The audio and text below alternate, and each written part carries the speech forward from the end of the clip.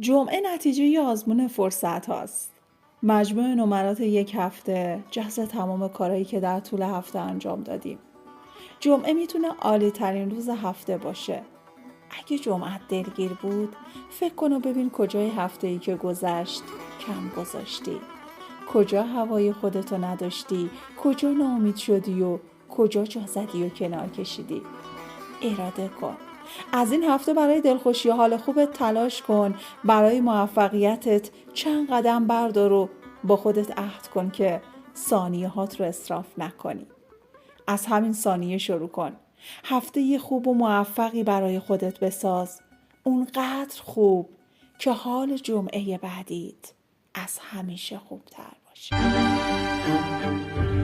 ای ذکر تسبیح ملک در حلقه زنار من،